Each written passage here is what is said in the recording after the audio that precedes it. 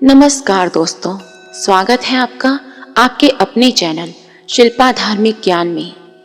पापी लोगों को पाप करते देख भगवान चुप क्यों रहते हैं। दोस्तों, आज का विषय बहुत ही महत्वपूर्ण है। इस वीडियो में बताई गई बातों को हमें जीवन में अमल करना चाहिए, तो कृपया वीडियो पर अंत तक बने रहिए। दोस्तों, अक्सर हम लोगों को कहते हुए सुनते हैं कि वो आदमी बड़ा अच्छा था, लेकिन भगवान ने उसके साथ बहुत बुरा किया। कभी कभी ये सुनने को मिलता है कि वो तो बड़ा दुष्ट और हैवान प्रवृत्ति का आदमी है, हमेशा लोगों पर अत्याचार करता है, लेकिन भगवान उसे कभी दंड नहीं देते। वो तो मौज में रहता है, उसके पास तो धन दौलत भी बढ़ता जा रहा है। क्या भगवान को ये सब दिखाई नहीं देता? भगवान अपनी आंखों के सामने पाप होता कैसे देखते रहते हैं। इस प्रकार तो लोगों का भगवान पर से विश्वास ही उठ जाएगा। तो चलिए इस प्रश्न का उत्तर जानने के लिए पहले सुनते हैं ये छोटी सी कहानी। दोस्तों, एक बार की बात है, किसी गांव में भगवान विष्णु का एक बहुत ही सुंदर मंदिर बना हुआ था। मंदिर की देखभाल के लिए उस गांव का एक व्यक्ति सेवक लगा हुआ था, जो सुबह शाम उस मंदिर की साफ सफाई करता था। सुबह के समय स्नान इत्यादि से निवृत्त होकर भगवान की पूजा अर्चना करता था और शाम को भी पूजा किया करता था। वो आदमी बड़ा ही निर्धन और दुखी था। मंदिर में आने जाने वाले श्रद्धालुओं द्वारा उसे जो दान दक्षिणा दी जाती थी, वो उसी से अपना घर चलाता था। मंदिर परिसर में काम करते करते वो अपनी जिंदगी से जुड़ी शिकायतें भी भगवान की प्रतिमा के सामने खड़ा होकर करता रहता था। कभी घर की बातें, कभी परिवार की बातें, कभी दुनियादारी के उलाहने। एक दिन की बात है, वो भगवान की प्रतिमा के सम्मुख खड़ा होकर भगवान से शिकायतें कर रहा था कि हे प्रभु, आपकी जिंदगी बड़ी आरामदायक है। आप तो मंदिर में आराम से खड़े रहते हैं और लोगों की प्रार्थनाएं सुनते रहते हैं। कोई लड्डुओं का भोग लगा जाता है तो कोई बर्फी का प्रसाद चढ़ा जाता है। तरह तरह के मिष्ठान और पकवान आपको खड़े खड़े मिलते रहते हैं। आपका जीवन कितना आसान है और मेरी जिंदगी कितनी मुश्किल है। इस छोटी सी जिंदगी में हजार तरह की परेशानियां भरी पड़ी हैं। दिन भर कड़ी मेहनत करता हूँ, तब कहीं जाकर 2 वक्त की रोटी अपने परिवार के लिए मैं जुटा पाता हूँ। और इन पापी पाखंडियों को देखो, दिन रात बुरे काम करते हैं, लेकिन फिर भी मौज की जिंदगी जी रहे हैं, ऐशो आराम से रह रहे हैं। हे भगवान, यदि मेरी जिंदगी भी आपकी तरह होती तो मेरा जीवन कितना खुशहाल होता। अपने सेवक की ऐसी बातें सुनकर भगवान से रहा ना गया। वे मूर्ति में से ही प्रकट होकर कहने लगे, हे भक्त, तुम गलत सोच रहे हो। जैसा तुम सोच रहे हो वैसा नहीं है। दूर से देखने पर सबका जीवन अपने जीवन से अच्छा दिखाई पड़ता है, लेकिन जब हमें वास्तविक जिंदगी का पता चलता है, तब हमें समझ आता है कि वो तो मुझसे भी गया गुजरा जीवन जी रहा था। तुम मेरे काम को आसान समझ रहे हो। मेरा काम उतना आसान नहीं है जितना तुम समझ रहे हो। मुझे भी बहुत कुछ देखना पड़ता है, बहुत सारी व्यवस्थाएं बनानी पड़ती हैं, बहुत सी चिंताएं होती हैं। अच्छे के साथ अच्छा कैसे हो, बुरे लोगों को उनके किए का फल कैसे मिले, सब लोगों को न्याय कैसे मिले, ये सब सोचना पड़ता है। कोई किसी असहाय को सताता है, कोई पीड़ित को पीड़ा देता है, तो उसकी रक्षा करनी पड़ती है। मेरी जिम्मेदारी को जिस दिन तुम समझ जाओगे, उस दिन तुम्हें अपना जीवन आसान लगेगा। इतना आसान नहीं है भगवान बनना। जिस तरह एक पिता बनकर मनुष्य अपनी संतान के प्रति अपने दायित्वों को निभाते हैं, उनके दुख सुख अच्छे बुरे का ख्याल रखते हैं, उसी तरह मुझे भी तुम सबका ख्याल रखना पड़ता है। इतनी सारी जिम्मेदारियां एक साथ निभाना आसान नहीं है। अब भगवान की बात सुनकर वो भक्त बोला, हे भगवान, आप ये कैसी बातें कर रहे हैं। आपका काम तो सचमुच बड़ा आसान है। जिस तरह पूरे दिन आप खड़े रहते हैं, आपकी तरह मैं भी पूरा दिन खड़ा रह सकता हूँ। इसमें क्या बड़ी बात है। अब भगवान बोले, मैं फिर कहता हूँ कि तुम नहीं कर पाओगे। मेरे कार्य में बड़े धैर्य की आवश्यकता है। मनुष्य के अंदर इतना धैर्य नहीं है कि वो परिणाम घोषित होने तक सब्र रख पाए। मनुष्य के अंदर ये कमजोरी होती है कि वो थोड़ा सा सुख पाकर घमंड से भर जाता है और थोड़ा सा दुख पड़ गया तो टूट कर बिखर जाता है। वो अपने धैर्य को बनाकर नहीं रख सकता। अब भक्त बोला, अगर ऐसी बात है तो आप मुझे एक दिन के लिए अपनी जिंदगी जी लेने दीजिए। आप जैसा कहेंगे मैं वैसा करूंगा। दोस्तों, भगवान ने उसे बड़ा समझाया, लेकिन वो बड़ा जिद्दी था।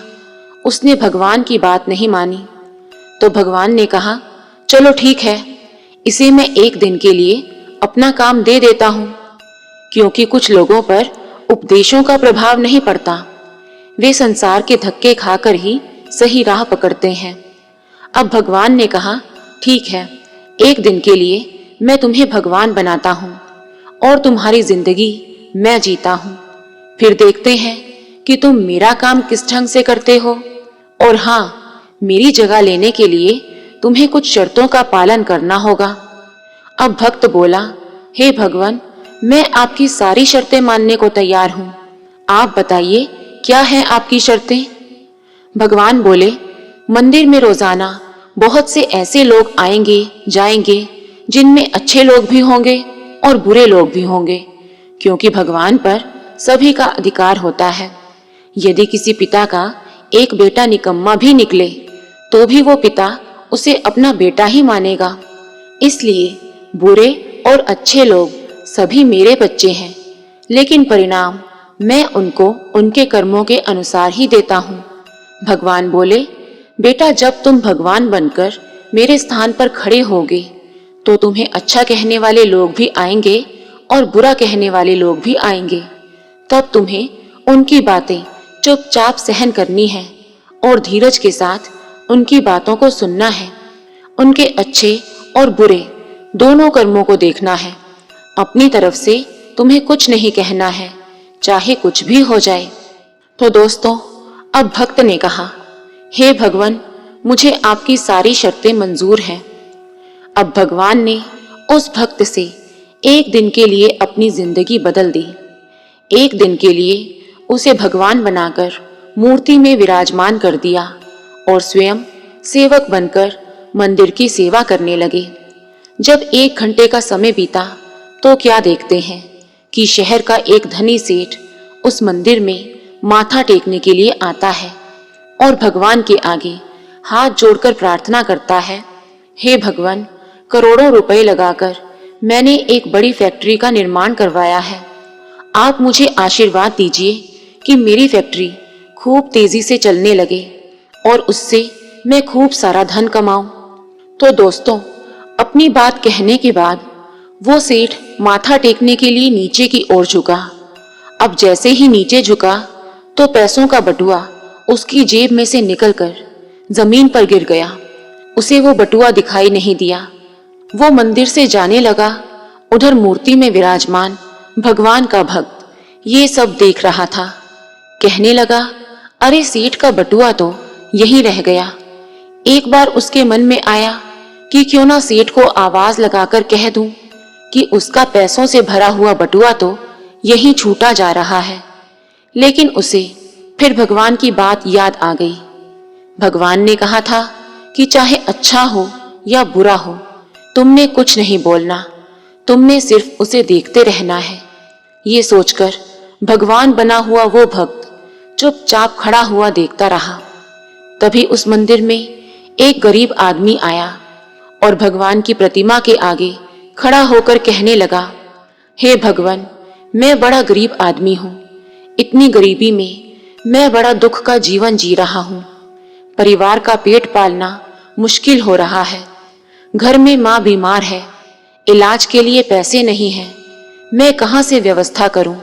मुझे कुछ समझ नहीं आ रहा कि मैं अपना आगे का जीवन कैसे चलाऊंगा। मेरी जेब में केवल 20 रुपए हैं। इससे ना तो एक समय का राशन आ पाएगा और ना ही माँ की दवाइयाँ आ पाएंगी।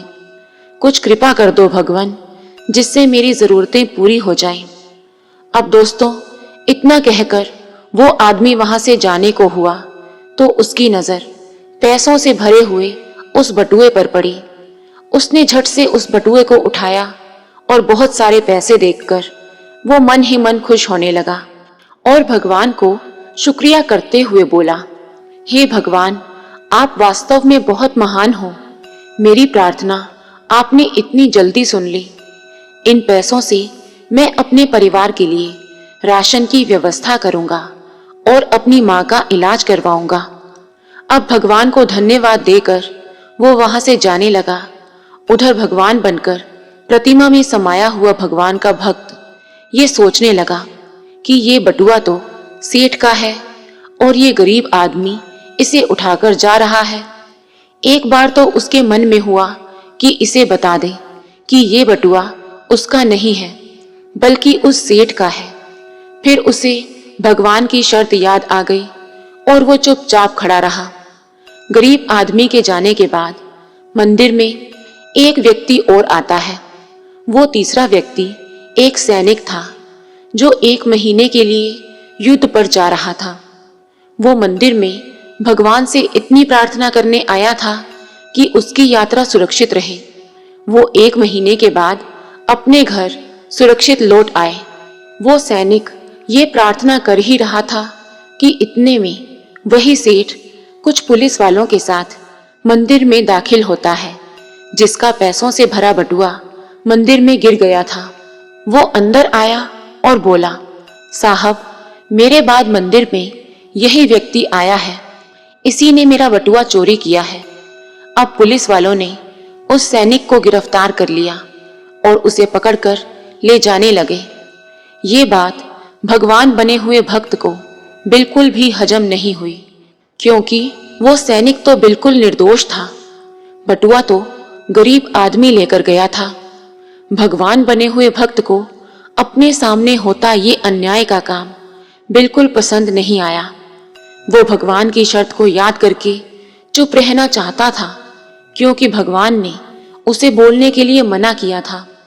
लेकिन अब उसे लगा कि उसके चुप रहने का मतलब है कि एक बेकसूर आदमी को सजा हो जाएगी। उससे रुका नहीं गया। वो बोल ही पड़ा कि सेठ, तेरा बटुआ इसने नहीं चुराया है। तेरा बटुआ तो इससे पहले मंदिर में आया एक गरीब आदमी चुरा ले गया है। मैं भगवान हूँ और मैंने सब कुछ देखा है। अब पुलिस वाले भगवान की बात क्यों ना मानते। उन्होंने सैनिक को छोड़ दिया और उस गरीब आदमी को पकड़ लिया और सेठ का बटुआ छीन लिया। वो बेचारा बड़ा निराश हुआ। उधर जब एक दिन का समय व्यतीत हुआ तो भगवान मंदिर में आए तो भक्त ने पूरे दिन का घटनाक्रम भगवान को सुनाया और कहा, हे भगवान, आज मैंने एक सैनिक के साथ हो रहे अन्याय को रोक लिया। देखिए, एक दिन भगवान बनकर मैंने कितना बड़ा काम किया है। भक्त की बात जब भगवान ने सुनी तो कहने लगे, हे भक्त, तुमने न्याय नहीं अन्याय किया है। उस गरीब आदमी को पकड़वाकर तुमने उसके परिवार के मुंह से भोजन का निवाला छीना है। उसकी बीमार माँ का इलाज होने से रोका है। ये तुमने बहुत बड़ा अन्याय कर दिया। वो सेठ बड़ा आदमी था। उसने पाप कर्म करके कई करोड़ों की दौलत जोड़ी है। गरीबों का पेट काटकर उसने उन पैसों को जमा किया है। यदि उसका बटुआ छूट भी गया था तो क्या हो गया था, कम से कम किसी गरीब का भला हो जाता और सेठ के कुछ पाप भी कम हो जाते। और तुमने उस सैनिक को बचाकर भी बहुत बड़ा अन्याय किया है। वो सैनिक अपने राजा के साथ युद्ध में जाकर एक कमजोर देश का राज्य हड़पने वाला था। तुमने उसे बचाकर अन्याय किया है। भगवान की बात सुनकर भक्त को बड़ा पश्चाताप हुआ। कहने लगा, हे भगवान, मैं तो सब वही देख रहा था जो मेरी आंखों के सामने हो रहा था। पीछे की सच्चाई कुछ और ही थी।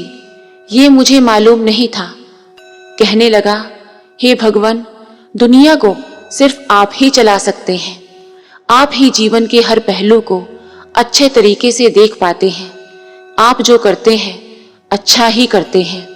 गलत तो हम लोग हैं जो जीवन की वास्तविकता को समझ नहीं पाते। उससे पहले ही आपको दोष देने लगते हैं। जब हमारे साथ कुछ गलत हो रहा होता है तो उस समय हम अपना धैर्य खोकर भगवान पर कटाक्ष करने लगते हैं। हम समझ नहीं पाते कि हमारे साथ ये गलत कार्य होने में भी भगवान की कोई ना कोई योजना छिपी होती है जो आगे चलकर हमारे लिए हितकारी साबित हो सकती है। समझदारी इसी में है कि हमें सारे अगले पिछले परिणाम को गंभीरता पूर्वक सोचना चाहिए। यदि हमारे साथ हमारी मर्जी के अनुसार कुछ नहीं हो रहा तो हमें उसमें भगवान की मर्जी समझनी चाहिए। भगवान जो करता है वो अच्छा ही करता है। दोस्तों, अब बात करते हैं उन 2 कर्मों की जिनकी वजह से भगवान पाप होते हुए भी देखकर चुप रहते हैं। पहला कारण तो ये है कि भगवान तब तक आपकी मदद नहीं करेंगे जब तक आप दुनिया वालों पर आश्रित रहेंगे। जिस दिन आप भगवान पर आश्रित हो जाएंगे वो आपकी मदद को जरूर आएंगे। दुनिया वालों पर आश्रित होने के कारण भगवान ने द्रौपदी की भी लाज नहीं बचाई थी। जब तक उसे लग रहा था कि मेरे बुजुर्ग भीष्म पितामह, द्रोणाचार्य, कृपाचार्य, विदुर और मेरे 5 शूरवीर पति मुझे अपमानित नहीं होने देंगे, तब तक उसने भगवान को याद नहीं किया था और ना ही तब तक भगवान श्री कृष्ण उसकी मदद को आगे आए। वो तो इंतजार कर रहे थे कि कब द्रौपदी अपने परिवार वालों को भुलाकर मुझे पुकारे तो मैं जाकर उसकी रक्षा करूं। और जब वो दुनिया की आस छोड़कर अंत में भगवान को समर्पित हुई और उनसे प्रार्थना की, तब भगवान बिना देरी किए उसकी मदद को आ गए। दूसरा कारण ये है कि दुख और सुख का निर्धारण हमारे कर्मों से होता है। मनुष्य के अगले पिछले सभी कर्मों को देखकर ही भगवान हमें फल देते हैं। उसी के आधार पर हमारे जीवन में अच्छा या बुरा होता है। यदि हम चाहते हैं कि हम जीवन में सुख से रहें तो हमें अच्छे कर्म करने चाहिए। तो दोस्तों, हम आशा करते हैं कि आपको हमारी ये वीडियो पसंद आई होगी। वीडियो पसंद आई हो तो वीडियो को लाइक करना और चैनल को सब्सक्राइब करना बिल्कुल ना भूलें। प्रभु श्री कृष्ण आप सभी पर अपनी कृपा बनाए रखें। इस मंगल कामना के साथ हम आपसे विदा लेते हैं। जय श्री कृष्ण।